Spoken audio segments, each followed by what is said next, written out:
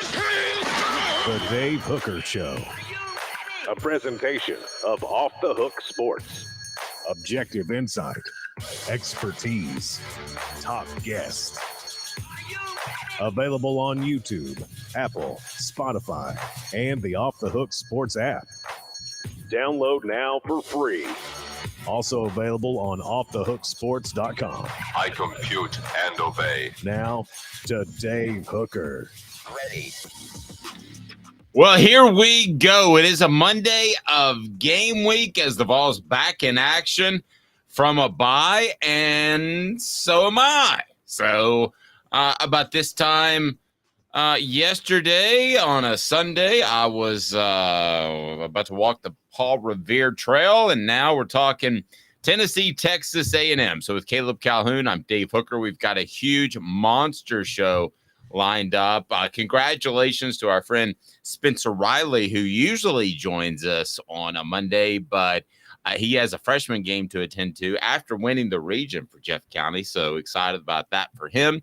But with Columbus Day, some schedules are a little bit goofy, and his is one of them. So he will rejoin us next Monday. Tomorrow, of course, it'll be John Adams, and on Wednesday we'll have Jimmy Imes. Thursday, Josh Ward, and then a Football Friday with Fred. And coming up later today, we will have the Vol Report with Jacob Warren and Cooper Mays, and also that Sunday show with Fred that's going to be on a Monday. Don't overthink it. Coming up on the program today, Andrew Stefaniak from Locked On Texas A&M will join us. So we'll get a preview of the Aggies with an off week.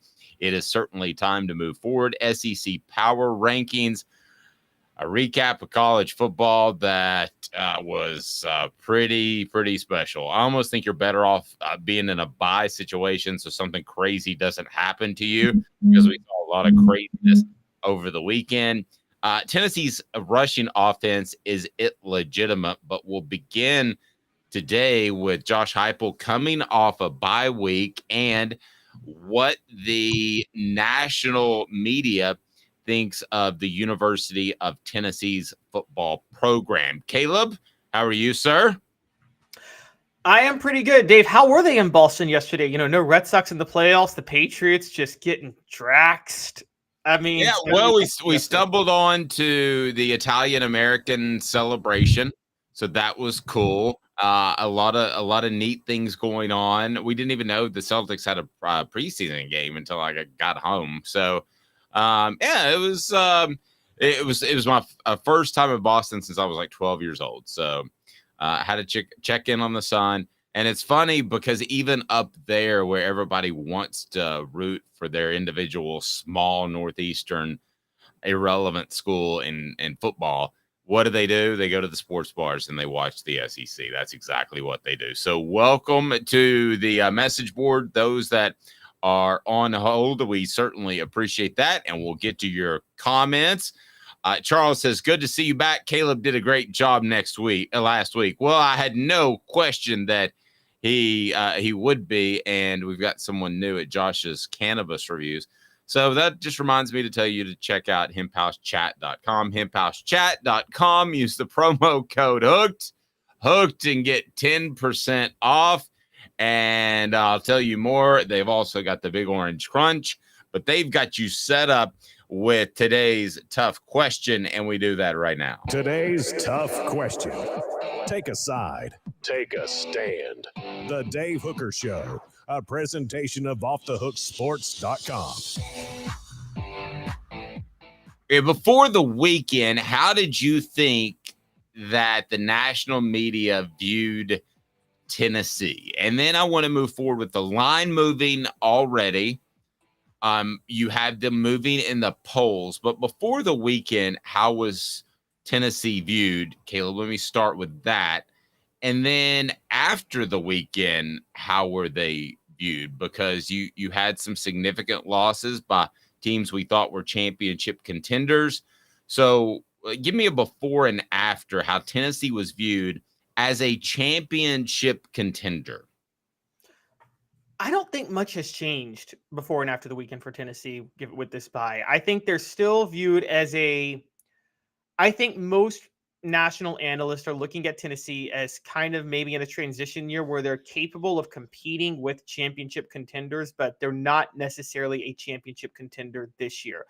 I think because people overreact to Georgia every week, and we'll talk about this later in the show, I think they have thrown out any chance of Tennessee winning the East because of what Georgia did to Kentucky. I actually reject that argument. I understand where people come from with that. But I think more than anything, I think how they view Tennessee as a team hasn't changed. I think how they view some of the competition has changed. And I think all of a sudden people go from, oh my God, Georgia struggled on the road against a rival that they always struggle against, so they must be bad, to, oh my gosh, Georgia beat Kentucky, they must be good, which is hilarious. So they're thinking Tennessee has no shot against Georgia because Georgia blew out Kentucky, which is laughable to say out loud. Here are my thoughts on Tennessee after what I saw over the weekend. And you're right. Yeah, Heather Dinich, who we had on, I was watching her on the plane, and she was talking about how Georgia and Alabama reassert themselves as king of the SEC. I thought that was a little bit strong.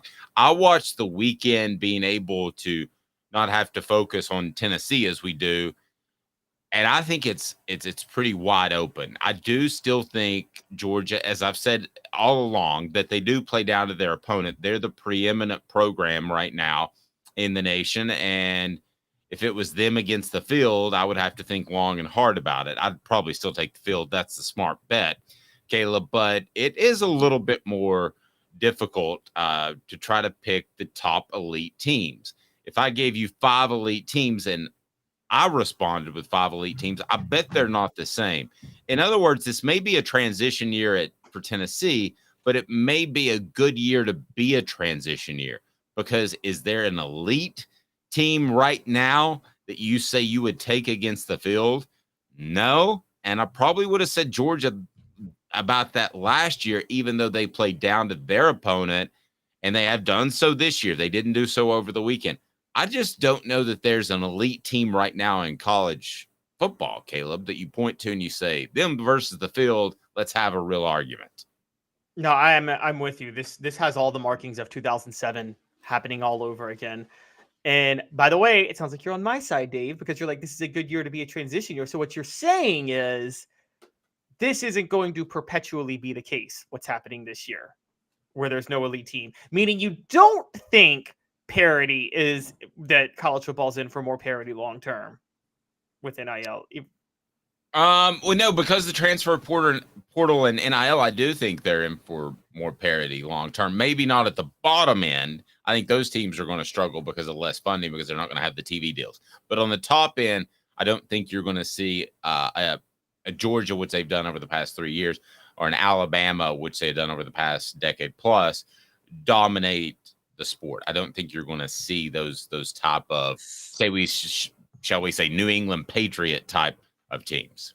So does that make this year a blip on the radar? Because you're saying it's a good year for Tennessee to be a transition team, but I'm arguing that maybe it's not, because there's going to be even more parity down the line, isn't there? Well, I think it's a blip on the radar because of quarterback play to some extent. I think if you had elite quarterback play at a couple of different schools in the SEC, you'd be having a totally different conversation. But no, I think parity. I think you're going to see, this is the type of football you're going to see. Now, Georgia might still be elite, right? Because they've played down to their opponent and come through in the clutch. So they might still be elite. But if they're not, then I think you see more and more of that as time goes on, because of the transfer portal and NIL, that there's not going to be an elite program. So the other thing that definitely caught my eye as we asked today's tough question, championship contender or no, how does the national media view Tennessee?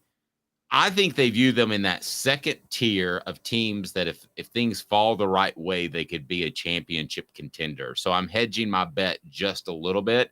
So I will say, yes, I think you look at about 20 teams. There's 5 or 6 of which should be on that upper tier. I say that. And then you have Southern California, who just can't stop Powell Middle School from scoring. Michigan may be the best program in the nation right now. So I think there's another tier, Caleb, if things fall right, which for Tennessee, it'd be stay healthy, and they haven't. It would be get better quarterback play more consistent quarterback play, and they've started to, I believe, with Cooper Mays back into the fold. Caleb, I think they're on that second tier of championship contender. So I guess I would have to say no to the question if we had to go yes or no. But I think that could change in just a couple of weeks with who Tennessee has coming up if they play well. I'm right where you are. I think right now, no, but not impossible. But look, we're going to know in 2 weeks. We're going to know in 2 weeks if November is going to matter for Tennessee or not. Like this is the two most important weeks of Tennessee's season. So we'll know pretty quickly. You're right. The line moves by 4 points. Now, I thought last week or 2 weeks ago, when Tennessee was a significant double-digit favorite over South Carolina, that the guys in Vegas knew something about Cooper Mays and that he was coming back. I thought that, and I gave you a wink, and thought that on a Monday when we did our show before the South Carolina game. But explain this line to me and why it's moved by 4 away from the Vols. Tell me what that means, because you know gambling better than I do. So this was shocking to me because you and I talked last Monday for Tennessee's early line against Texas A&M. They were favored by 7 before last weekend's slate of games. And on top of that, Tennessee, they were double-digit favorites over A&M at the beginning of the year if you did a futures bet. And then it became a touchdown favorite last week. Then after how Texas A&M played Alabama, the line moved to Tennessee -3. Now, I'm a little confused by this because I got to be honest. I don't know. They're reacting to Texas A&M playing Alabama close. Well, one, the reason this is weird for them to act this way is Alabama covered. So Alabama covered Vegas' own spread that they set against Texas A&M. So how is Texas A&M going to underperform their own expectations? And then they're going to say, well, based on that, we're going to move the line in their favor for when they're going to play Tennessee. Something tells me that they think they just react. Vegas themselves and the odds makers think are second guessing themselves for giving Tennessee too many points last week. Because look, let's be honest. Tennessee's favored by 3 or 4 now, depending on the sportsbook you use. That's a pick 'em. That's a pick 'em because Tennessee's at home and coming off a bye.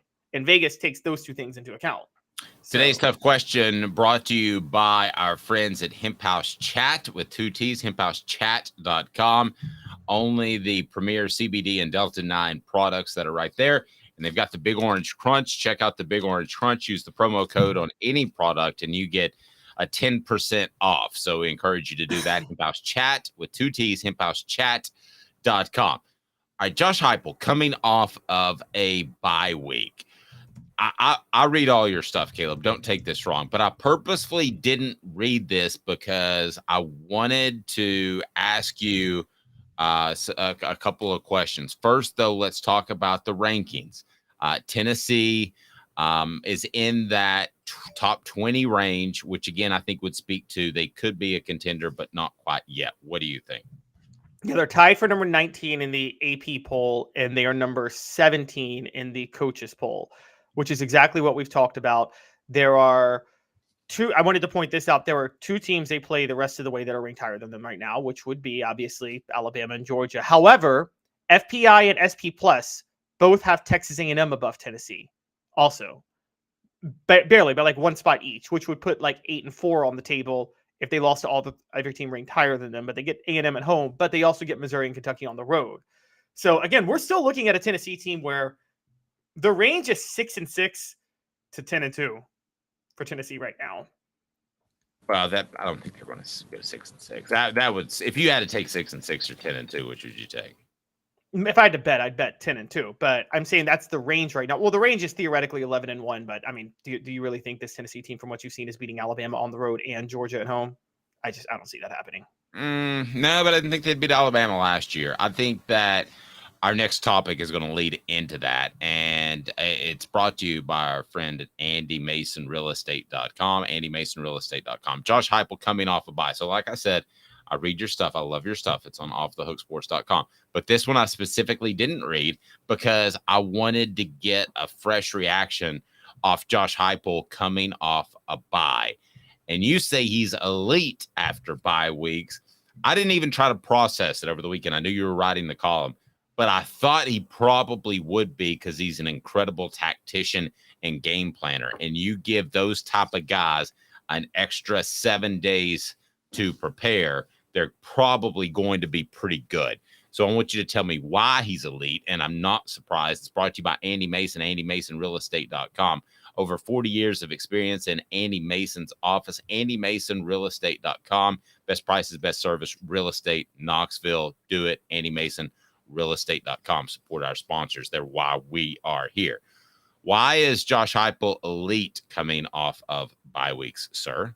So let's just take what he's done at Tennessee so far. He's had 2 bye weeks. Both of them were coming off the bye week in both instances, 2021 and 22. He was facing a ranked team on the road. Last year's was LSU. We saw what he did off that bye week, 40-13 blowout. They were incredible. But I thought that there were issues that LSU had with an early start, an early fumble, much like Tennessee had issues in the South Carolina game. Totally different issues, but there were things that went into the game that I didn't think helped LSU. And I thought that's true, but Heupel had a touchdown pass to Jalen Hyatt dialed up that was it was completely schemed that he had done for 2 weeks. And definitely not downplaying anything that they did in that game. That was impressive. The year before, Tennessee went to Kentucky, and that was their signature win 2 years ago. This was a 10-3 Kentucky team, a ranked team. Tennessee was struggling to try to stay bowl eligible. Coming off a bye, Tennessee goes and beats Kentucky at Kroger Field at night, which we've talked about Tennessee's issues on the road at night. And so that was a huge win for them. Now, tracking him off byes, planned and unplanned. And I say unplanned because Heupel did have a bye at UCF one year where a game was canceled due to weather. And that counts as a bye, doesn't it? Because once the game's canceled, you're preparing for the next week. So it's the same. For the sake of the discussion, we'll say yes, but I think it's kind of a goofy week, so you're not really preparing for the next opponent because you don't know that the game's canceled until 2 days before. But all right, for the sake of the discussion, we'll go ahead and take that one. Okay, so including that, Heupel is 7-1 coming off a bye. Now, his one loss was in 2020, which is a COVID-shortened year and limited practices as it was. It was at Memphis, when Memphis was also coming off a bye. Memphis was the defending American Athletic Champions. He was at UCF at the time, and Memphis won by 1 point. That's his only loss coming off a bye. Now, let's delve into a little bit deeper. Heupel's critics are going to say he's 3-4-1 against the spread coming off a bye. That's a little misleading, though, because what people need to understand is the spread, Vegas takes into account when you're coming off a bye. So so whatever points they give you, they're going to give you even more points. So it's harder to meet that expectation. And they give Heupel a lot of points when he's coming off a bye. And a lot of these games have been against teams that themselves were coming off a bye. So you don't really have the advantage. What you need to look at is how has Heupel done when he's had a week off against an opponent that has not had a week off, which is Tennessee's situation with Texas A&M this week. He is 6-0 and 4-2 against the spread when that happens. So Tennessee should play really well this week is what you're telling me, right? They should. Not to mention, not all these other teams that he's played had a grueling fight like Texas A&M did with Alabama this last week. Most of them don't have that type of game the week before. So this is getting a little bit of play on the message board. So I want to give it some credence here for just a second. You said Tennessee more likely to go 10-2 or 6-6. I said they're more likely to go 10-2. If it's one of those two, it's more likely to go 10-2.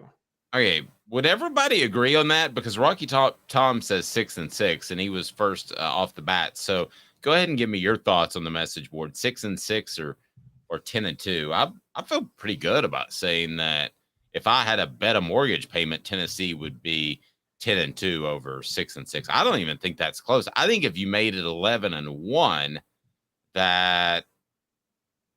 Well, then you're taking 6-6. It's more likely that they lose to Texas A&M, Alabama, Georgia, Missouri, and Kentucky than it is that they beat Alabama and Georgia. But I just don't see 6-6 at all being a possibility. Somebody says 10-2. Now if I threw 7-5 in there, if I threw 7-5 or 10-2, then you have a whole different discussion. I just don't see any way that they go 6-6. I don't see any way they slip to that point. Well, if they lose this weekend, at Missouri and at Kentucky are still tough. and then Alabama and Georgia. That would be 6 losses. Yeah, none of those are like circled wins. No, they're not. And the reason they're not is because it's pretty simple, I think, quarterback play across the board. So even Missouri is hanging with opponents, and they look pretty good this year. But when you compare their quarterback play to the rest of the league, it's what? About the same or maybe even above average this year? I think what's helping Missouri is they are one of the ones with actually a good quarterback. Yeah, I agree. Last year, we would have said that quarterback with a Bryce Young and a Hendon Hooker out there is the middle of the pack, right? Right, exactly. So I'll bring this up. Here's why I'm leaning your way. After doing my research on which way is that? Because I've almost talked myself into 2 ways. 10-2 is more likely than 6-6. Maybe 7-5 is debatable. But the more I'm thinking about it in my head, doing the post piece I did last weekend, we debated this with John. I think Texas A&M is a more likely win for Tennessee than Missouri or Kentucky because of the bye. I think the bye is huge for Tennessee. Wow. I don't think it's as much of a pick'em anymore because Tennessee had the week off, and I don't think you can underestimate having that week off. Okay, I wouldn't go that far. I think Texas A&M. You would agree, or would you agree that Texas A&M, those 3 teams you just mentioned, is the best team just to show up on a Saturday? Yes, but we're going to get into this, particularly tomorrow with the new segment that we talked about. But I think Texas A&M may have the dumbest coach of the 3, also, and that includes Eli Drinkwitz. Wow, saying something. Here's the thing about Texas A&M. I've never seen a coach do such a great job of going in, raising expectations, and then lowering expectations because their fan base almost seems ecstatic with 4-2. So, I mean, over the weekend, they were able to hang tight with Alabama, and they lost 26-20, and that feels like a win. But what year are we in? The Jimbo Fisher experience shouldn't year 6. Yeah, shouldn't a close win to Alabama or close loss to Alabama and winning 8 games be bottom of the barrel at this point, that's looking like the kind of program they're going to be. Yeah, you don't celebrate that if you're Jimbo Fisher at this point. And that's why I think, again, I want to emphasize this. Tennessee off the bye, Texas A&M emphasizing moral victories against Alabama. Who do you think has the edge just psychologically this weekend between the 2? That's a good question. You? It's got to be Tennessee. They got a week off. They're fully rested unless, and this is the only thing because we want to hash back to Vegas, moving to line 3. Maybe people in practice feel like Tennessee hasn't found a Brew McCoy replacement. Well, I mean, how could they have? I mean, the injury just happened. By the way, I want to thank everybody who purchased the book, Celebrate 98, The Untold Stories Behind Tennessee's 1998 National Championship. It's right down there. If you want to click on it, you can order it. We're still doing the Give Him 6 campaign through the rest of the week. Every book sold, $6 will go to buy one of the AED machines that Brew McCoy has supported, the Peyton Walker Fund, which provides those sideline or it could be during practice, during games or practice that can literally shock a player back to life. So if you want to purchase the book, now's a great time. Christmas isn't far away. We greatly appreciate that. And we'll be at Hound Dogs on Friday with Fred White doing a book signing. That's right there in Kingston Pike off of Cedar Bluff. So a lot going on the program. And as we get back into game week, and then I love him, but he just wants to absolutely tear me up. That's what he does. Caleb Calhoun. I wrote a column that Tennessee's rushing offense is elite, and he is just like, no, what are you, crazy, Dave? Let's get to 4 downs now, and it's brought to you by our friends at Zen Sports. 4 downs. 4 questions. 4 answers. The Dave Hooker Show. 4 downs. A presentation of offthehooksports.com. Okay, so we get to 4 downs. Cooper Mays will tell us which down it is. But first of all, My contention has been, and I was pretty hot on this early through a couple of games, I don't think this is a Tennessee football team that's going to regularly hang 60 on opponents like last week. I think this is a Tennessee football team that is going to play a little bit more ball control, and that is just fine. I'm not saying they're going back to the 1940s and that they're going to run the wing T or anything like that, but this is a football team, I believe, especially with Cooper Mays back in the fold, that can run the football, and Tennessee ranks very, very highly in running the football. And it's not just high, Caleb. It's really high, as I pointed out in my column. So far, and I think we're almost to the point 4 or 5 weeks into the season where you can use some of these numbers. They're not just good in the SEC. They're good in the entire nation when it comes to running the football. So what? Yes. Tennessee, they are averaging over 200 yards a game, and a lot of that was with Cooper Mays out, which works in Tennessee's favor, which we'll get to. But yes, the major caveat is, if you really look at the data, they have not played anybody good at stopping the run yet, and I mean nobody.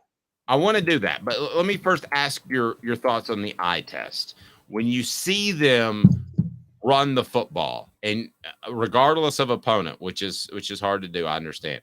But when you see them run the football, what do you think of this crew with and without Cooper Mays? Because I'll tell you what I think. I think the right side of the line is pretty good with Javonte Spraggins and Cooper Mays. And even, honestly, we have to say this, Dave, recently, Gerald Mincey. I got to give Gerald Mincey some credit. The last couple of games, he started in place of Jeremiah Crawford last 2 weeks ago, and we didn't really hear any negatives from him after all the issues in camp. I see the right side blocking well, and I think the running backs, and this is a big one, the running backs run hard, particularly Jalen Wright. I feel like every time Jalen Wright is tackled, he's still going to try to get 3 extra yards out of it when he can. And that stands out a lot to me. Is Jalen Wright runs really, really hard. It reminds me of, dare I say this, because Fred always talks about, and he's right, Fred White, about how Jamal Lewis was probably a better back than Travis Henry. But Dave, Travis Henry ran harder, didn't he? Let's be honest. Travis Henry ran really hard. Ran harder than Jamal Lewis. Travis Henry ran harder. Well, Jamal Lewis, I think, would have run hard. He gets hurt the 1998 national championship team, and then he realizes that he's a top-tier NFL talent. And I thought he shut it down to some extent towards the end of his career. Possibly, but I don't think anybody ever ran as hard as Travis Henry did. I mean, he embraced contact. He would truck you every time he touched the ball. Quick Uncle Dave story. Most uncomfortable question ever right after Jamal Lewis runs a 4.32 40 in the pro day, and he's going to be a top pick. I begin a question with Jamal. Obviously a disappointing career at Tennessee, but you're able to run a 4.2. What does that mean? And he did not like that question. So maybe that was a bit of a loaded question, but it was. I mean, he mailed it in for his last year, and that's fine. They should have started Travis Henry that whole season. I remember watching Tennessee in that 99 season. They should have started Travis Henry. Travis Henry was the better back in 99 than Jamal Lewis. It wasn't a question. I agree. Coop, what do people need to do before we get to 4 downs? Cooper Mays here. Hit like and subscribe. All right. Thank you very much. So let's get to first down. Coop here. First down. All right. So of Tennessee's wins and the times that they've been really good against the run, it's been a lot of unproven teams. They've been good running the football against teams that have trouble stopping the run. South Carolina's 75th, Virginia 111, and Florida 45th. So how much does that factor into Tennessee and their ability to run the football, Caleb? Because they haven't faced anybody that's fantastic against the run, not even close. It's factored a lot into it. You brought up Florida being 45th, and Florida, how'd they do in the first half running the ball against Florida? They struggled a lot. And so I think this is a big deal. Now, I'm going to be fair. Cooper Mays wasn't in the game, and the running game did pick up in the second half. It did. And even though Florida was playing not, to run out the clock, I don't think they were playing to let Tennessee move the ball on them in the second half. And Tennessee did move the ball on them in the second half. But as a team, Jalen Wright averaged under 4 yards a carry in that game. And so that is a major issue. Now, in yards per attempt, Florida's actually much, much worse. They're down at like number 98 because of that one Kentucky game where Ray Davis just torched them on the ground. And UTSA is the best run defense Tennessee's faced by numbers at number 59. However, level of competition matters. UTSA, they would be number 111 if they were playing SEC competition. So, here's my retort. Tennessee hasn't just been good. They've been very good running the football, 20 yards better than the second place team in yards per game, and that would be LSU. So Tennessee, 231 yards per game, LSU with 210 yards per game. So they played very well against maybe very average run defenses. Tennessee also the only team in the SEC that has 6 yards or more per carry average. So I think that is very strong. Now, if you want to look at nationally, where does Tennessee rank up? And this was written last week if you're looking on offthehooksports.com, but let me share the updated numbers with you. Tennessee is 7th against running the football, I should say, with 231 yards per game. Their average is only behind Oregon. Tennessee, 6.18 yards per rush. Oregon, 7 yards per rush. So I think this is a very, very good running football team, regardless of the opponent. And we'll find out because Texas A&M, their run defense is pretty darn good. So if you look at Texas A&M and what Tennessee will face this weekend, it's a little bit of a different level. We'll get to that right now. Second down, Coop. Cooper Mays here. Second down. Thank you very much. We appreciate that. So as far as rushing defense, Texas A&M is 9th in the nation, giving up just 84 yards per game. That is phenomenal. And I don't need to tell you that ranks number 1 in the SEC by about a dozen yards over Kentucky.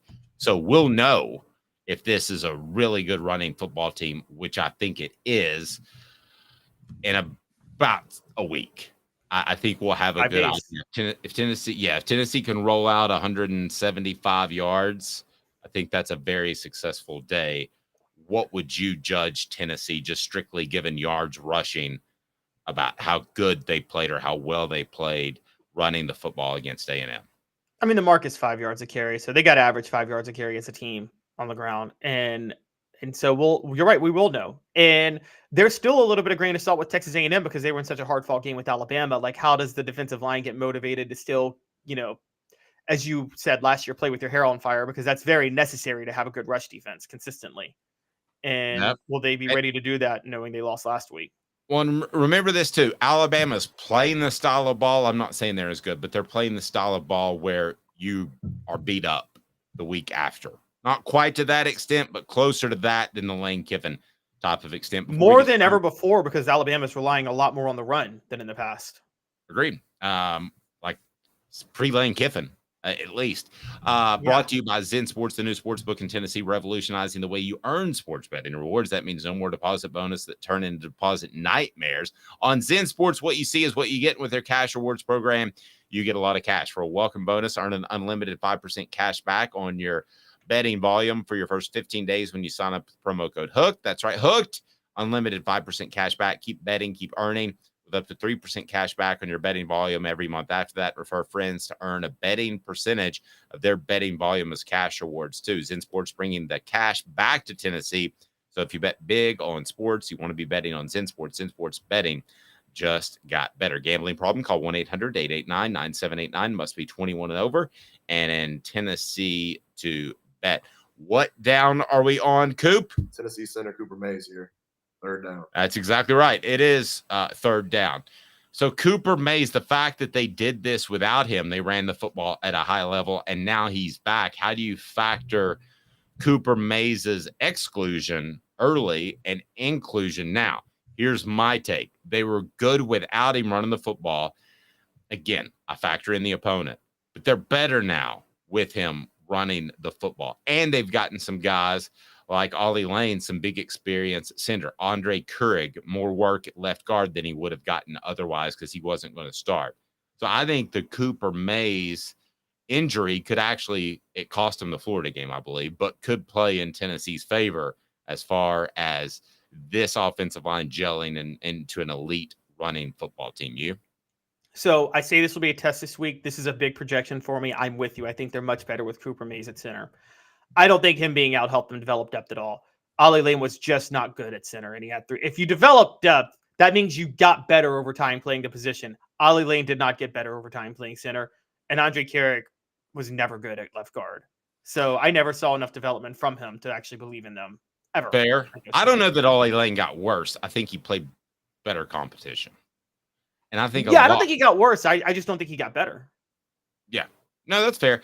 And now I will say, to be fair to Ollie Lane, he struggled at left guard against South Carolina. But again, he was asked to play left guard on Thursday before Saturday. So he wasn't like that. He might get better at playing left guard this week, but he can't play center. Very true. All right. 4th down, Coop. All SEC center Cooper Mays here. 4th down. Will fans be okay if this is more of a running football team, a team that a convincing victory is 40-17 instead of 66-23? I mean, will fans be okay with that, or will they always? Well, let me just ask you, because I have a theory on that. Yeah, I think if Tennessee goes 10-2 as a running team, or even 9-3 this year, fans are totally fine. I think fans are very aware of what this team is, and I think that's going to be enough for them to stay above water until next year when everybody's excited about Nico. And so, I think they can live with that. I think it's fine if they get to 10-2, so you jumped ahead, but I think Tennessee fans will be edgy the whole time. That this is not the offense they saw in 2022, and they'll be a little bit worried. So are they going to be okay? They'll be okay if they win 10 games or 11 games, but I think you'll be edgy up until that point. And it's like, oh, is this really going to happen?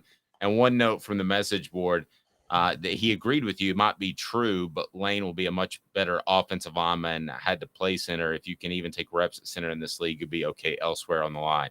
So I think they do build some depth, but I agree with you that he didn't go out there and light the world on fire.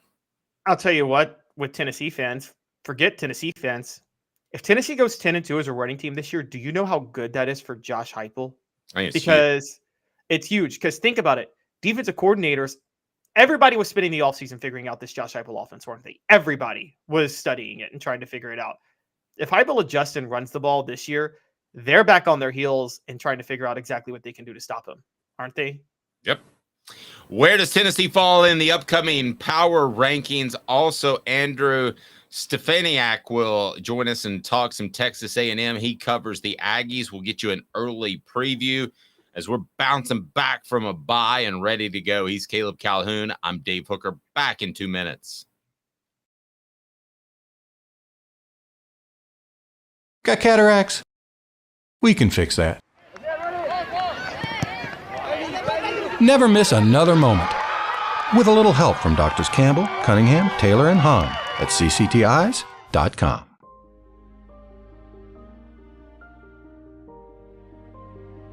Our family has been creating one-of-a-kind pieces of jewelry in West Knoxville since 1986. Each piece is a combination of unique processes that bring your idea to life. Every day in our shop, a truly special item with a story all its own is being manufactured in our facility, bringing the history and family sentiment into a whole new generation of life. We're grateful that you chose us to be Knoxville's best jeweler, a title that we value and respect.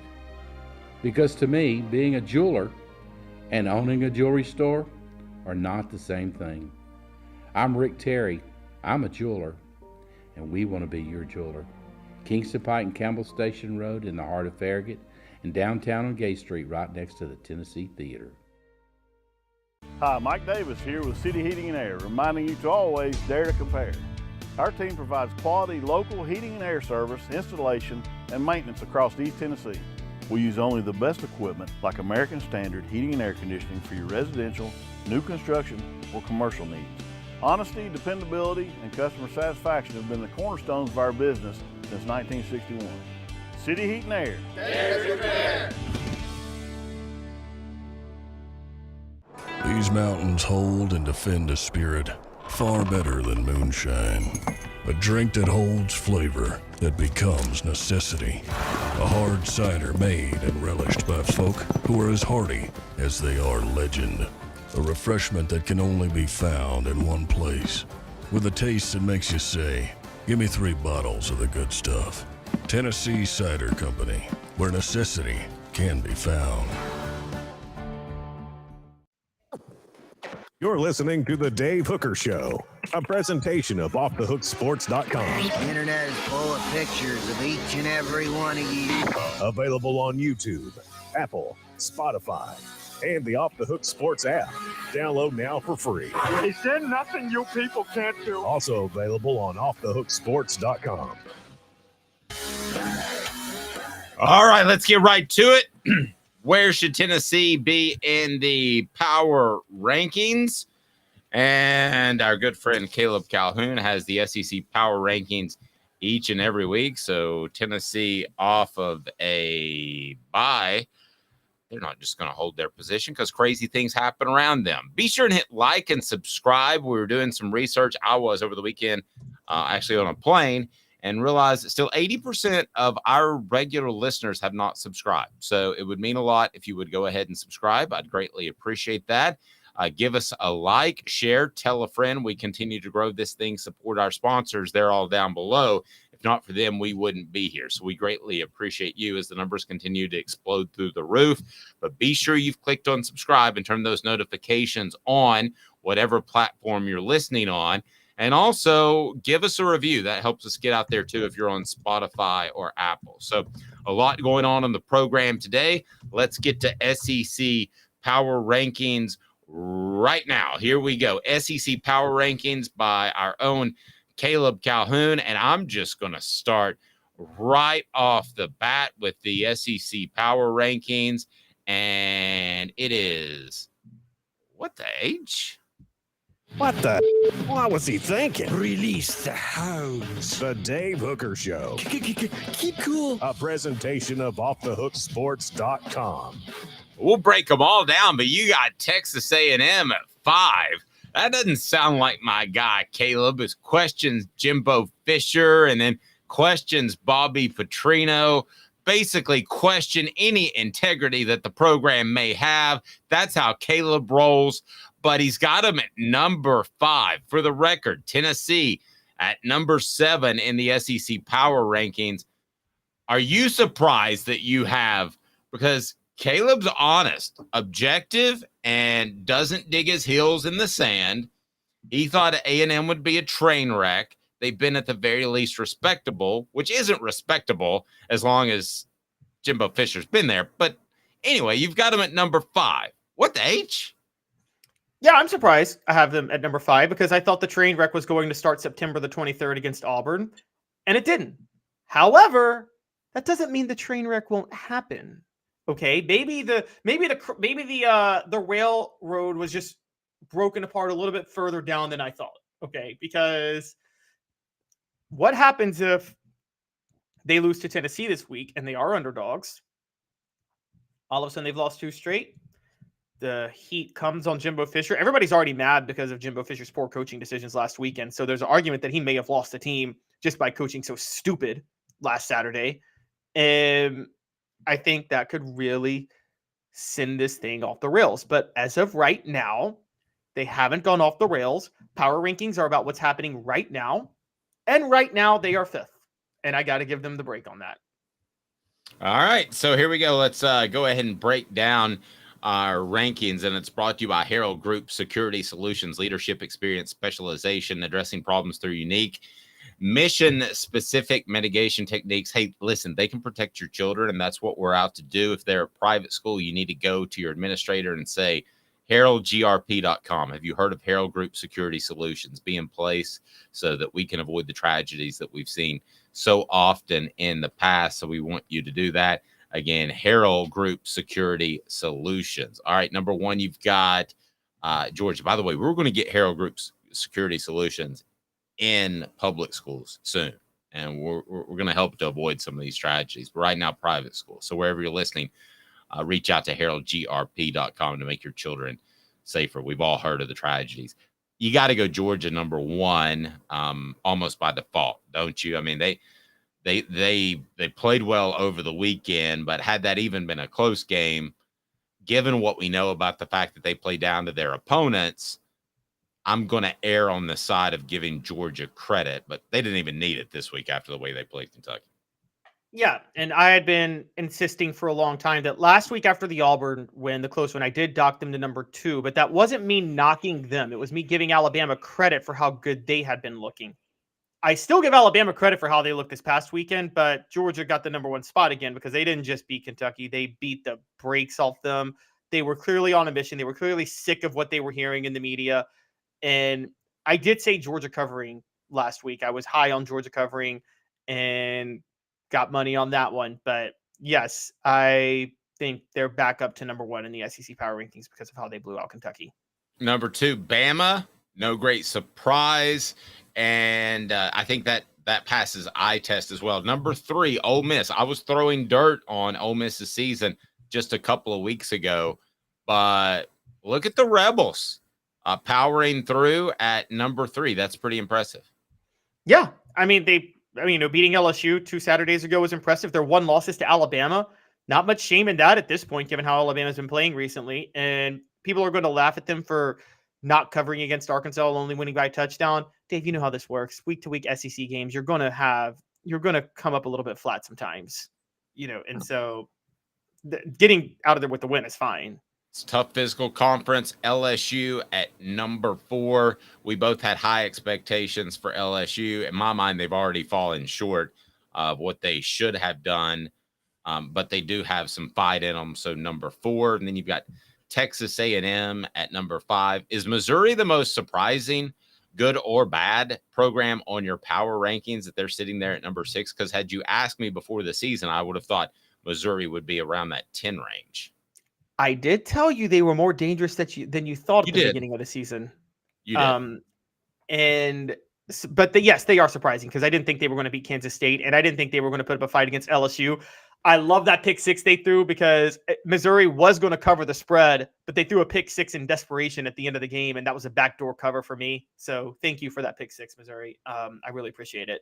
But yeah, they're number 6. And G. Smith says right now I'd put us at 6th or 7th, having only beaten the Lamecocks. So as a matter of fact, you have Tennessee at number 7, behind Missouri at number 6, just in front of Auburn, Kentucky, Florida, Arkansas, South Carolina, Mississippi State, and Vanderbilt. So Tennessee at 7. Now, these are power rankings, and Tennessee didn't play over the weekend. So power rankings by design are very volatile.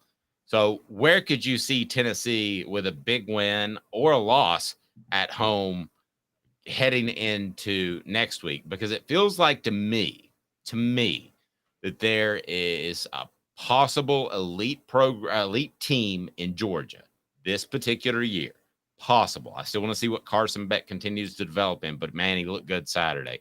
And then it feels like Alabama's a tough physical team that you really don't want to play. And then it feels like a bunch of teams that either don't have a quarterback or don't have a real championship shot. So where could Tennessee be if they play really well? Joe Milton plays really well against A&M, or where could they be if Tennessee drops one of the Aggies? So Tennessee has a very good chance if they win to move up. I think up to number 5. I don't know if they can leapfrog LSU, but if LSU struggles with Auburn, that might happen. So they could go up to number 4. Ole Miss isn't playing this week.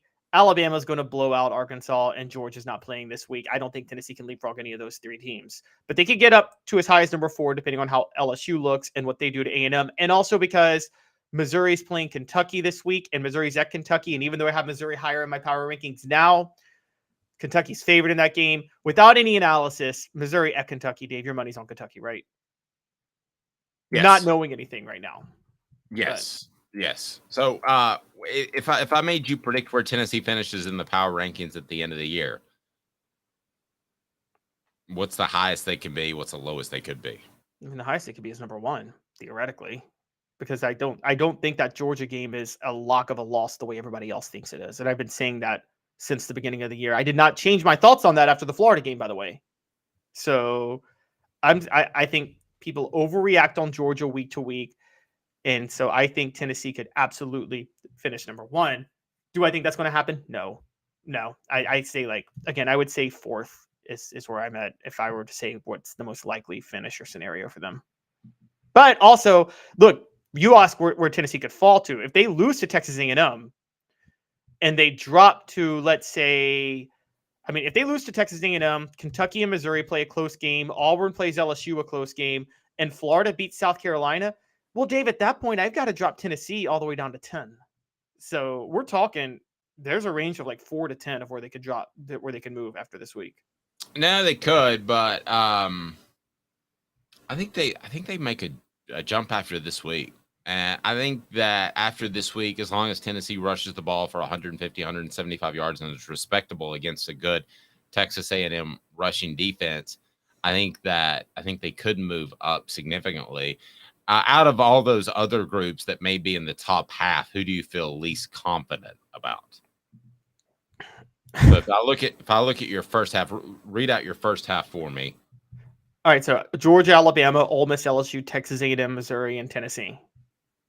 I still confident about Ole Miss finishing in the top half at the end of the year. I feel the least confident about Missouri, and I said Missouri could be dangerous, but they're about to have to visit Kentucky.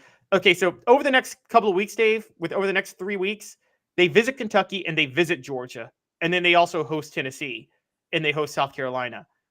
They're in all likelihood they're coming out of that 1-3, aren't they? You would think so. I think that when I look at Ole Miss, I think they very well could be one of those programs, and this is going to be frustrating for their fans to hear, but they could be one of those programs that trying to think of a good. Okay, I got an example for you.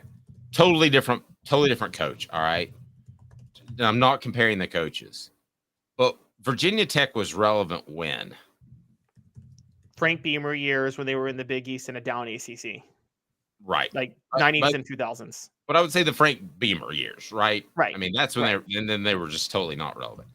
I have a feeling that if Lane Kiffin stays at Ole Miss, that's going to be him. If he comes across a special quarterback like a Mike Vick, then yes, he could make a national championship type of run.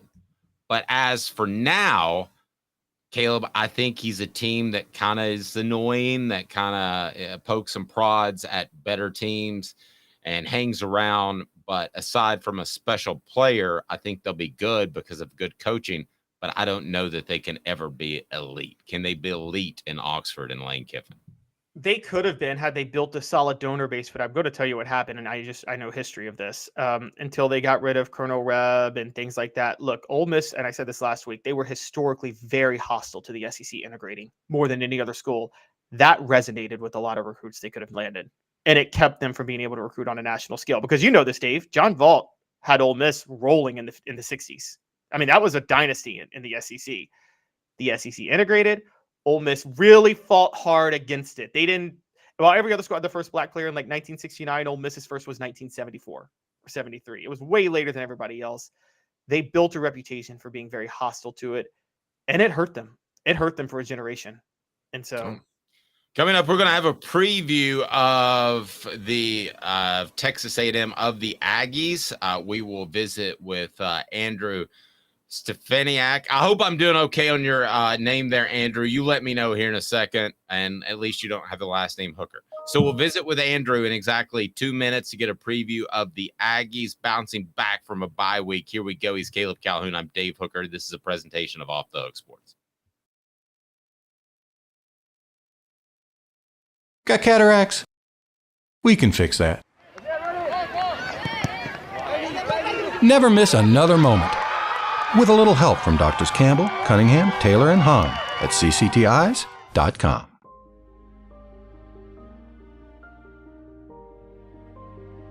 Our family has been creating one-of-a-kind pieces of jewelry in West Knoxville since 1986. Each piece is a combination of unique processes that bring your idea to life.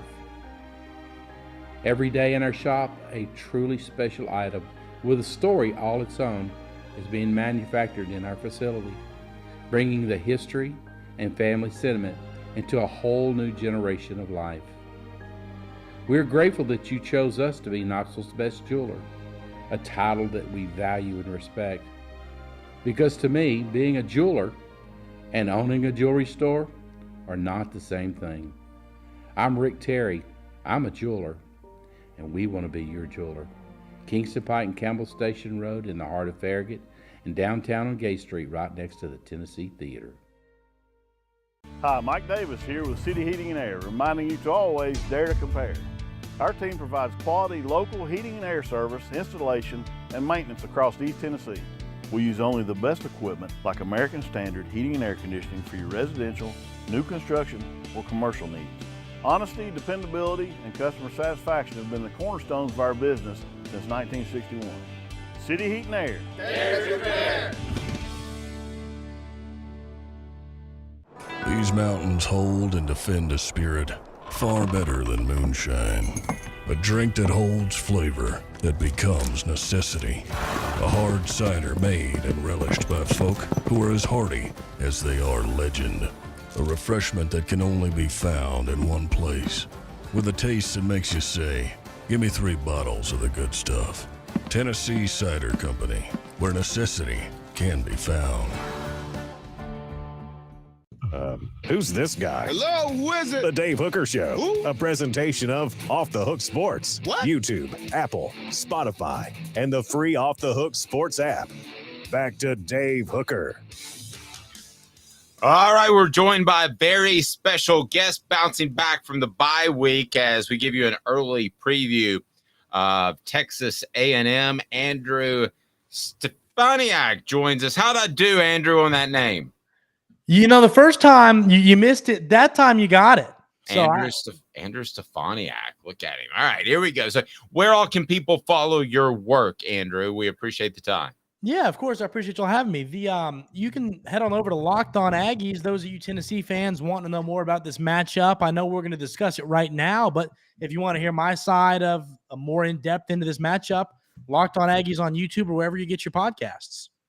Perfect. Come into the season, Jimbo Fisher makes a change with Bobby Petrino as an offensive coordinator. I thought that would bring some semblance of order to the Aggies offense. I don't know that it's a wow hire like some of the other offensive innovators in college football, but I thought it was a solid hire. What did most Aggie fans think coming into the season? A lot of people seeing what Coach Fisher's offense had done last year, a lot of people had the mentality of, hey, any upgrade, any new coach is an upgrade, really. It's what we saw last year from Coach Fisher's offense. Of course, the Aggies go 5-7, have a painfully awful year. Coach Petrino comes in, and Aggie fans are hopeful that a guy who, you know, there's obviously some off-the-field stuff going on with him and all that, but at the end of the day, he is a great college football offensive mind who is, you know, won at a high level, put together some good offenses at a high level. So Aggie fans were excited and still are with what he's done thus far. Andrew, all we hear with Texas A&M on a weekly basis, I'm sure you hear, is that pesky buyout. and everybody's frustrated about it. So putting that aside, and when they think they won't be able to pay that buyout. Look, I'm with you. I think the offense is looking much better now. I also think, I personally think Max Johnson was better than the quarterback y'all had before. He looks really accurate when he's throwing the ball. Given Jimbo Fisher's in-game mistakes that cost y'all a legitimate shot to beat Alabama on Saturday, could you see a offensive coordinator replacing the head coach as the head coach in a couple of years? It's a conversation that it's going to build more steam. And when you're Texas A&M, you have to go to Knoxville, take on the Volunteers. You still got to go to Baton Rouge. You still got to go to Oxford and take on Ole Miss. You got 3 ranked road games left on this schedule. You already have losses to Miami and Alabama. If losses start to stack on top of one another, it's going to heat up more and more. I am personally in the camp of Texas A&M's schedule next year is frankly a pretty manageable schedule. You have a lot of that young talent from that 2022 class that is kind of developing this year, and we've seen it take a big step in the right direction. So I'm kind of in the camp of, hey, next year's the year. We don't want to get rid of Coach Fisher right now, because if you get rid of him, you're going to have people transfer out. You have a top 3 recruiting class right now that people are going to decommit. I think that down the road, if things don't get better, yes, but I'm in the camp that I think you want to stick with Jimbo for the time being, because you don't, that buyouts, I mean, it's around $80 million. I mean, it's a lot of money. So, but Coach Petrino, that's a good point. It's something that could happen down the road. Yeah, it is a lot of money. And it seems like Jimbo Fisher, and Tennessee's had a coach that did this, likes to prop up the recruiting talk and the rankings as reasons that he's doing a good job. Does that ever wear thin with A&M fans before we kind of get to some X's and O's breakdown? I think people are getting there. You look at what he's done recruiting-wise these last 3-4 cycles, incredible classes full of so much talent. And what has it really turned into? A couple could be. And people might say, well, you're in the SEC, you're playing the Bamas and you're playing the Georgias in these top-tier programs every year and competing for SEC championships with these teams. But at the end of the day, if you look at blue chip ratio, Texas A&M has one of the best rosters in college football, up there with the Ohio States and Georgias and Alabamas of the world, and they're not beating them. They've beaten Alabama, but this is a game. Alabama tried to hand you the game on Saturday, and you didn't take it from them. So I think people are getting there to that frustration level, like you said, of, hey, we have all this talent. When are we going to see it turn into an SEC West championship or an SEC championship game appearance? And that stuff just hasn't panned out yet. And people are beginning to get frustrated, which I think is fair, because with all this talent, you should be putting better results on the field than we've seen during Coach Fisher's tenure in College Station. Yeah, let's all do like an informal vote real quick. From 1 to 85, who has the most talented roster, Tennessee or Texas A&M? I'm going to have to lean Texas A&M there personally. I probably would too. Caleb, how about you? I don't even think it's close. It's Texas A&M. It's easily Texas A&M. I think so, despite the fact that Tennessee's had some guys come along that have been pretty good, especially in their defensive front seven. I agree. Now, the flip side, Tennessee's run the football, but they've done it against Virginia and South Carolina and to some extent Florida, teams that weren't very good at stopping the run. That's not the case with A&M. How stout are they up front and stopping the run? I think they're 8th best rush defense in the nation. Well, what's so funny about that is heading into this season, that was the concern. How are we going to stop the run? The Texas A&M defense was bleeding yards on the ground last year. That was the concern. We get into this season, and they've been great. They've stopped the run at a high level. This front seven's done a good job to where something that I didn't think would be an issue has been an issue, and that's been more of the passing attack. I'm sure we'll get into that. But stopping the run, the Aggies have done a good job. They've got a lot of talent on that defensive line, a lot of talent in the linebacker room as well. So stopping the run, it was a concern heading into the year, but they've done a good job handling that well so far to where it's not easy to run the football on the Aggies.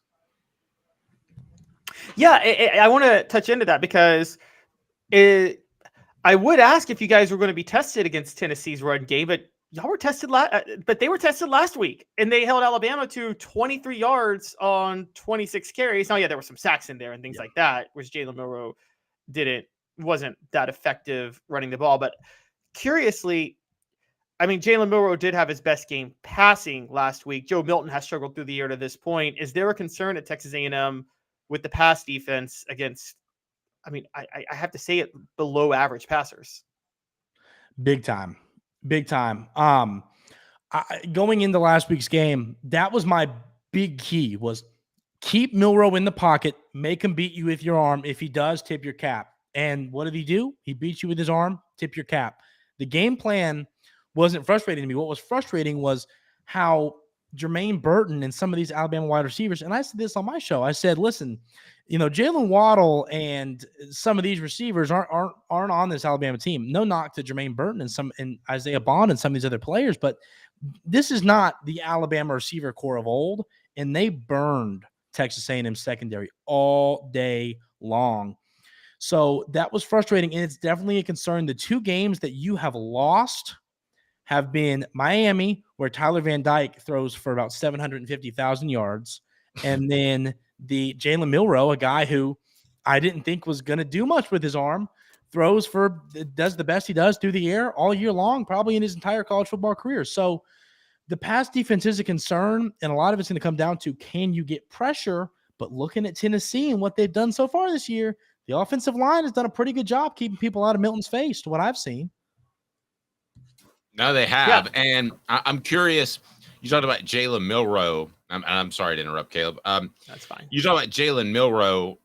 Don't let him run and beat you. It's kind of the exact opposite with, well, I don't know this exact opposite. Milroe's a better runner than Joe Milton. How do you think that the Aggies defend Joe Milton, who can run the football, but he's not a natural runner like Jalen Milroe? And maybe you want him in the pocket because he's got accuracy issues at times. So, Andrew, how do you think the Aggies defend him? Well, first of all, he has a literal cannon for an arm. I mean, it's really impressive watching Milton throw the football. It's truly. But the game plan, I think, for him has got to be, like you said, I've watched him. I've scouted Tennessee a little bit this week. I've been watching some replays, watching the games, and you're right. The accuracy for Milton hasn't been what I was kind of anticipating. I was high on Milton going into this year, and so far, I don't think he has lived up to the preseason hype expectations that really everybody's had for him. And I think that the way you got to beat him is you do have to get pressure on him and force him. You got to keep him in the pocket, like you said, let him make bad decisions, let him make poor throws, but you got to get pressure. That's the key, because I frankly don't believe in this Texas A&M secondary to stay with these receivers that long if you can't get pressure. If the Tennessee offensive line gives Milton time, I think this could be a game. This could be a shootout in Tennessee. I'm going to kind of lead toward Tennessee in this matchup. If they're able to get pressure on Milton, I think that's when he might make a mistake. He might turn the football over. So that's going to be the key is keeping him in the pocket. Let the accuracy issues work themselves out and get after him. Hope he makes some mistakes. I think that's going to be how you have to play Milton. Caleb, doesn't that sound pretty familiar? Like on Tennessee, their defense, if they get pressure, they're good. If you go against their secondary, you're probably going to win. Sounds very familiar. Yeah, but that hasn't been the case for Tennessee this year. And that's been kind of the underrated part that I've been talking about. If you saw Tennessee against South Carolina, their secondary actually played very well. I want to flip the side because I want to flip to that side because I want to talk about Texas A&M's offense. I think, Andrew, was this due to lack of play calling or poor play calling, or are there issues up front? Because Texas A&M had about 2 or 3 times last game. There was a 4th and 1 early in the game and a second and goal from the 2 late in the game. And in both instances, they got pushed back. They got stopped on the 4th and 1. Are there short yardage run blocking issues right now with this offensive line? I think that there are all kinds of everything issues with this offensive line. Short yardage running is one of them, like you said. Flat out being able to stop the pass attack from other teams or the pass rush from other teams. Max Johnson, Texas A&M quarterback, was on his back the entire game. I mean, he was looking at the sky the whole game. They were in his face. Even when he made some good throws and made some good decisions, he was getting hit. So this offensive line, like you said, they weren't getting any push on some short yardage situations, and they aren't giving Max Johnson time. It's definitely a concern. And it's funny because going into this game, I don't think I was stoked by the offensive line and their play, but it wasn't like a clear flashing red light concern. And so this was the game where, now it's Alabama. Obviously, it's a different animal from some other opponents, but they got pressure on Max Johnson the whole game, and the Texas A&M offensive line really couldn't do anything. You have a right tackle. You have a freshman, Chase Basant is a true freshman, and he had his worst game. He graded out on PFF at 17. I don't think I have ever seen that. Never seen that in my life. Yeah. So the offensive line is struggled, and I'm going to be brutally honest with you. This is one of those games where when Max Johnson sits back to throw the football, I'm just going to close my eyes and cross the fingers and hope that I open them and somebody's caught the football and he's not looking at the sky. Yeah, there are 2 stats I would look at, and that's Texas A&M is allowing about 4.5 tackles for a loss per game and 2 sacks per game. So to me, it seems incumbent. And for those that are just joining us, Andrew Stefaniak covers Texas A&M for Locked on Aggies. It seems like Tennessee's got to get pressure with their front seven, because I don't know that Max Johnson's great, but I think he's good enough to beat an average secondary. Is that fair? Yeah, it's a fair assessment of Max Johnson. The one thing, Caleb, I'm a little bit going to disagree with you on the Connor Wigman to Max Johnson. That was the starter that went down. I think that we have seen a bit of a dip in that Alabama game. I'll be brutally honest with you, and we can make these statements as much as we want. I think they win that game on Saturday against Alabama with Connor Wigman in there. He flashed a lot, so you lose him, it's a big deal. Max Johnson, though, is a capable backup that you don't really see that often in the SEC. I mean, a true capable backup that can come in and win football games. So, yeah, he can pick a secondary apart if he's given time, but that's what it's going to come down to. If Tennessee's living in the backfield, he'll make bad decisions. If he's got time, I think that he'll pick the secondary apart a little bit, mostly thanks to the talented receivers the Aggies have. Yep. Andrew, good stuff. I'm sorry. Go ahead, Caleb. Yeah, I just last wanted to say, what about, okay, so we talk about front seven. Does it need to be the front seven or the front four? Because Max Johnson looks like a pretty smart quarterback, and I feel like if you bring a lot of people, he picks up blitzes pretty quickly. So you got to get pressure with him with your front four, don't you? Yes, I agree with you on that. I think that he's a veteran, played at LSU, played a lot of SEC football games. He can pick up blitzes. Is a great point. So yes, if your front four can dominate the Texas A&M offensive line and you can get pressure just with them, then you're going to really succeed in stopping this Texas A&M offense. If the Texas A&M offensive line is able to stop that front four, that's when Max Johnson might be able to pick you apart a bit. So that'll be to me, the trenches is going to be the key to this football game. Both sides of the ball for both teams. Great stuff, Andrew. Again, how do we follow your work? Yeah, everybody that's tuned in here, you can head over to Locked on Aggies. I will be breaking down this game all week. So if you want to hear more in depth into the Texas A&M perspective, head on over and check it out. I appreciate it. I thought you may have hinted earlier that you were leaning towards picking Tennessee. Is that the case, or do you know yet? I don't want to make you. No, yeah, you can. It's fair. I lean toward Tennessee winning this football game, but I do think Tennessee fans need to look at this. Texas A&M team and say, "Hey, this is not your normal 4-2 unranked team. This is a good football team that I think has shot themselves in the foot at times, and at any point can kind of pop off and surprise you." So I lean toward the Vols winning this game. But I do think, Vol fans need to know this is a football team that if they play well, they can beat anybody in college football. Oh, here's a good question for the message board. I'm going to keep you just a little bit longer, Andrew, if you don't care. Who has a better game, Milton or Johnson? Let me ask you that, Caleb, first, and then I'll ask Andrew. Well, one thing I'll say, Tennessee fans that are in here, I'll tell you this right now. Neyland, I have never been. I got to get down there. I've been to a basketball game in Knoxville. I haven't been to a football game. The atmosphere in Neyland is the best, I think, in the SEC, arguably college football. I mean, it's insane. So, and that leans into my take here. I just think the home field advantage could be too much in this game. I think Milton's going to have a good football game. I think I lean toward Milton having a better game than Max Johnson in this game. All right, Caleb. It's so early in the week, I don't know, because it depends on how healthy Joe Milton is. But right now, I lean towards that too, largely because of what we just talked about. Tennessee, as Andrew probably knows, has a very, very good pass rush that has shown itself throughout the year. And so if Texas A&M has what you're talking about, issues at offensive tackle, well, Spencer Rattler paid for that badly with no help at offensive tackle when he was facing Tennessee. So I could see Max Johnson paying for it too. Yeah, great stuff, Andrew. Really appreciate it. Have a fantastic week, and if when you get up to Neyland, let me know. I'll take care of you with some ribs or something like that. All right, sounds good. Appreciate y'all. Thanks, buddy. I appreciate that, Andrew Stefaniak, and he is with a Locked on Aggies. So check him out. He was at SEC Media Day, so it was great to get him on and get a preview of Texas A&M. So that I hate when records are attached to quarterbacks like it's a statistic. But if you had to go into this game with Joe Milton or Max Johnson, who are you going into this game with? Max Johnson. Max Johnson. I'm not even thinking. I'm going into this game with Max Johnson. Now, I think Joe Milton will have a better game, but that's because of moving parts around them. But I'd go into the game with Max Johnson. I saw enough to say with Max Johnson's an accurate thrower. I'm a fan.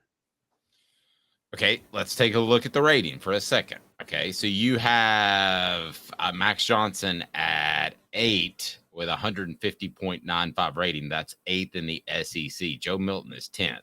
You say it like it's a slam dunk. That's a little bit closer. They're about 10 points apart on quarterback rankings. Compare their competition so far to this point. That's actually embarrassing that Joe Milton isn't beating him handily. Fair. The Cooper Mays absence factor, big factor. I think that's a huge factor. I think this is a different, and I'm not saying this because we do the Vol report with Coop. I think that's a huge monster factor. I don't think they lose to Florida if Cooper's in the game. Joe Milton's second worst QBR and worst quarterback rating of the year were against South Carolina with Cooper Mays back in the game. Okay. So it's, I mean, again, that South Carolina game, people thought got a little higher on him. I got lower on him after that. Now he was playing with a knee brace or a leg brace. Now that may have impacted a lot of what he was doing, but I thought he played very poorly in that game. Well, I tell you what, we're going to get to, we're going to look back over the weekend, and Caleb's already calling for one coach to be fired, which is pretty strong. Campbell, Cunningham, Taylor, and Hahn. Enjoy life better when you see better. Local vision service for LASIK, cataract surgery, and regular examination. CCTeyes.com, CCTeyes.com. Look at me. No contacts. I am all set. So it is fantastic. CCTeyes.com. Know that they're local and they care about you. And you don't get that just anywhere. So we look back at week 6 in college football. Caleb has the recap. Check it out on offthehooksports.com. No question about it that the story of the weekend was Mario Cristobal and deciding not to take a knee. How in the world you can make that mistake blows me away. And this is the type of coach that, going back in some of their coaching churns, that Tennessee would have liked to have approached, and they didn't think they could at times because Tennessee was just such a mess organizationally from the top. Now they could call Mario Cristobal and he would leave in Miami in a heartbeat. But man, that is one of those moments that forever stains your legacy. We talk about Kevin Steele giving up 700 yards or some at some point. Was that actually? It's funny you bring up Kevin Steele.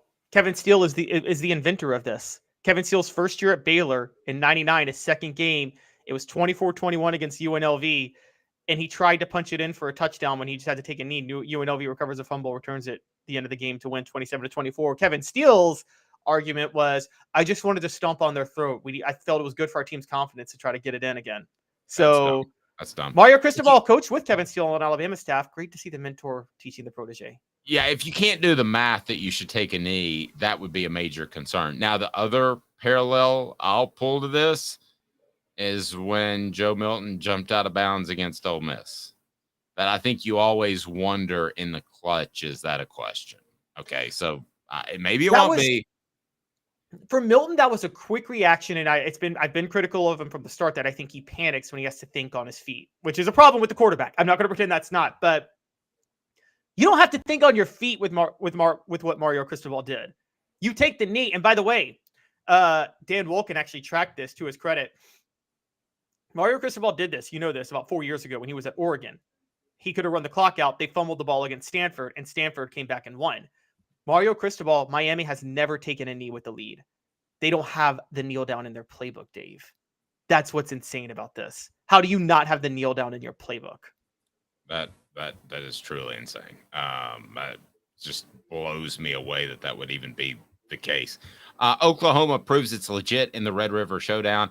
I tell you what, I was blown away by is that's going to be an SEC gym, and it's just growing up watching that in the Big 12. For that to be an SEC gym, Texas and Oklahoma, that will be the premier game early in the season, replacing Tennessee, Florida. That is going to be something special. And the Dylan Gabriel story, if you didn't see that game, here he looks like, I thought on the last play when he throws a touchdown pass to win the game that he was ducking down basically to take the sack. And then basically the ball comes out of this group of people in the pocket and it's a touchdown play. I was really blown away by, and I have been blown away by the way Oklahoma has played this year. I will say this, in the future SEC, if we took them into account, Texas and Oklahoma right now, there is not a team that I think is 100% legit, and I'm including Georgia in that, who you mentioned at 3 silences their critics. Thoughts on those two topics? That's an intriguing one, but I think in this year with so much, again, I don't think there's any elite team this year. So like you said, and I agree with you on that. So yeah, Georgia silences critics. Oklahoma proves it's legit. Dylan Gabriel, as people know, played for Josh Heupel in 2020 at UCF. And we have to reset what we're thinking about. Do we reset what me and you thought about Brent Venables, Dave? Or do you think this is a flash in the pan and it's still long-term? He's not going to last at Oklahoma. I'm resetting a little bit. Yeah, I'm resetting a little bit. I'm not completely sold. And I would rather have, despite his issues, Steve Sarkisian as my head coach, who's Texas's head coach. But I'll reset a little bit. I mean, I think he could have success there. Alabama lead schools still alive. We're talking about 1-loss teams. There are a bunch of schools still alive, but I agree with you. Alabama look like the most impressive.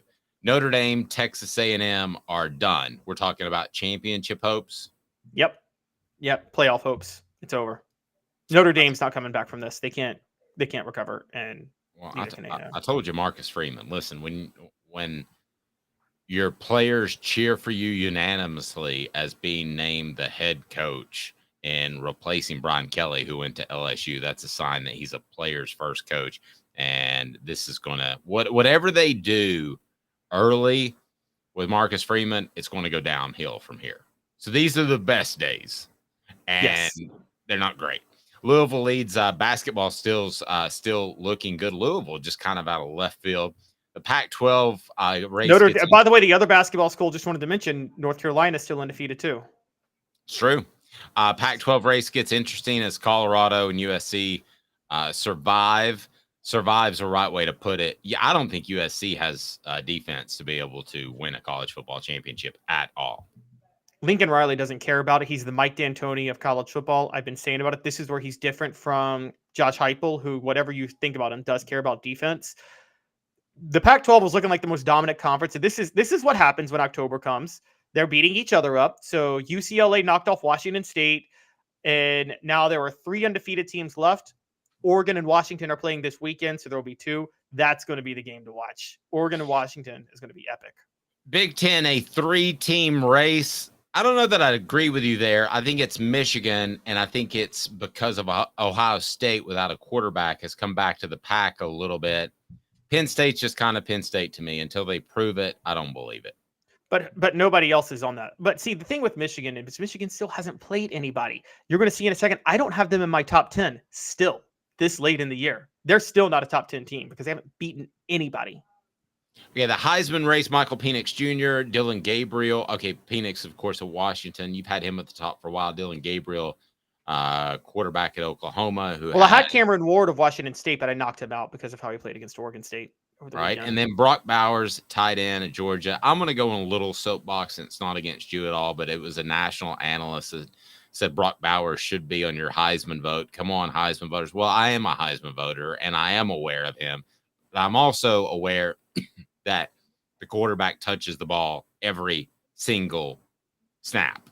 So, I mean, listen, he may be the best player, regardless of position in college football. But to me, you've got Shedeur Sanders at number 4. Colorado is not where they are without him. You've got Jaden Daniels at 5 for LSU. To me right now, and I haven't done my digging, and I will argue to the hilt when I do my digging. I do my 3 hours of prep before I do my Heisman vote, and then I'll argue.